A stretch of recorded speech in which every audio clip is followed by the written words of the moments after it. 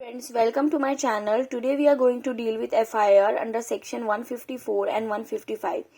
FIR stands for First Information Report. An FIR is the earliest and the first information of an offence recorded by the officer in charge of a police station.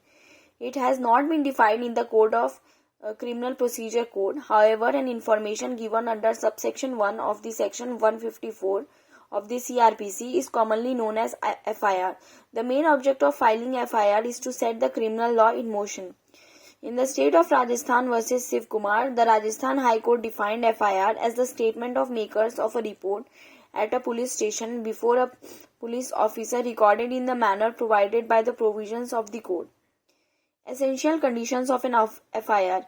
In Mohi Mohan versus Emperor, it was decided that the essential conditions of an FIR are: it must be a piece of information, it must be in writing, if given in writing should be reduced into writing by the concerned police officer, the main act should be cognizable in nature, not the one subsequent to the main act. Information in cognizable cases. Section 154. Every information relating to the commission of a cognizable offence given orally to an officer in charge of the police station shall be reduced in writing by him under his direction and read over to the informant, and every such information, whether given in writing, shall be signed by the person giving it, and the substance thereof shall be entered in a book to be kept by such officer in such manner as the state government may prescribe.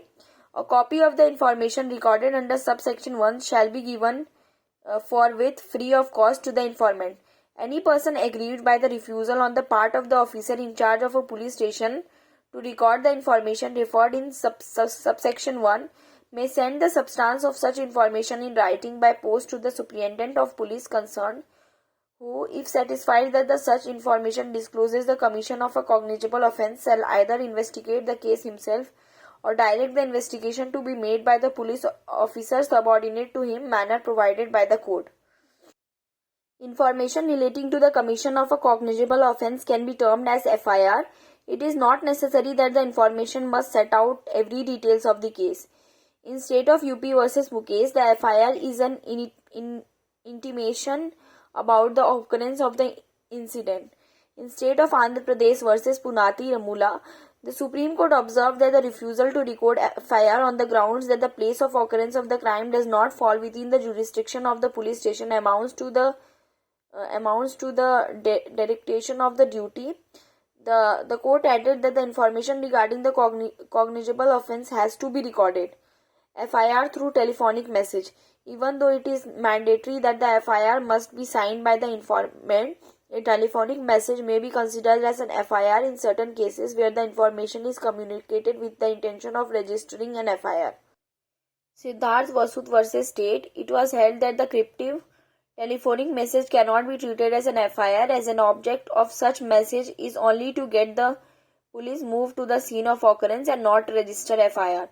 In Tapinder Singh versus State of Punjab, a cryptic and anonymous telephonic message which does not specify the commission of a cognizable offence cannot be treated as an FIR merely because it was first information regarding the matter. Information received in the following cases is not considered as an FIR. Information received after the commencement of investigation. Telephonic information unless it has been given by a known person who discloses his identity. Information of mere semblance of some person. Indefinite, vague and unauthorized information. Information as to a non-cognizable offence and investigation as to such case.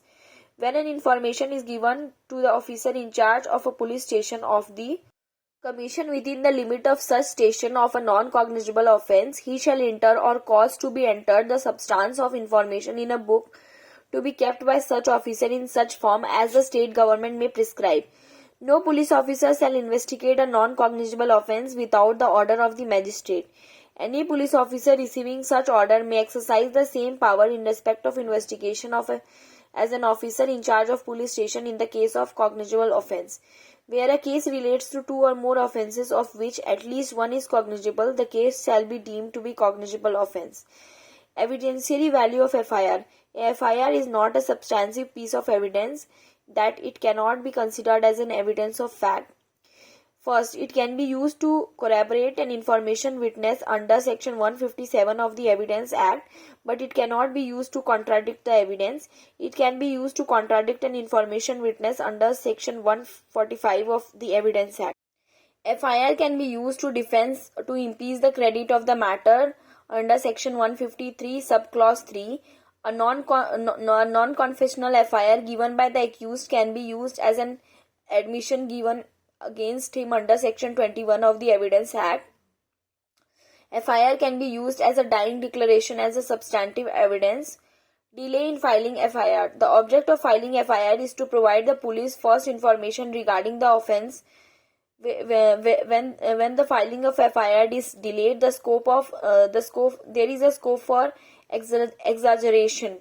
In state of West Bengal versus Urilal Jaiswal, a married girl committed suicide within a year of her marriage.